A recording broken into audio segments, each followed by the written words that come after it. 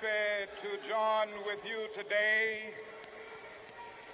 in what will go down in history as the greatest demonstration for freedom in the history of our nation.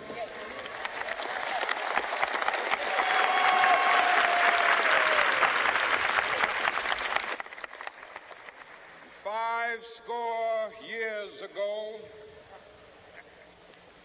a great American in whose symbolic shadow we stand today signed the Emancipation Proclamation.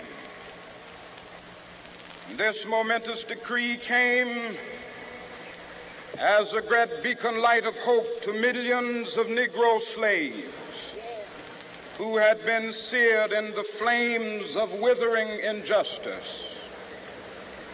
It came as a joyous daybreak to end the long night of their captivity. But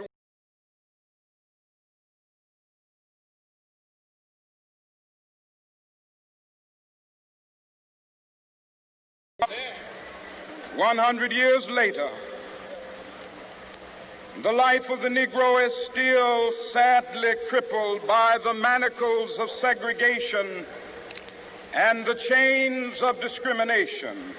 100 years later, the Negro lives on a lonely island of poverty in the midst of a vast ocean of material prosperity. 100 years later,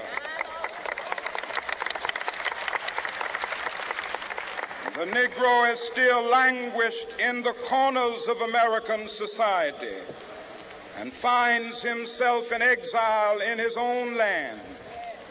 And so we've come here today to dramatize a shameful condition. In a sense, we've come to our nation's capital to cash a check. When the architects of our republic wrote the magnificent words of the Constitution and the Declaration of Independence, they were signing a promissory note to which every American was to fall heir. This note was a promise that all men, yes, black men as well as white men, would be guaranteed the unalienable rights of life, liberty, and the pursuit of happiness.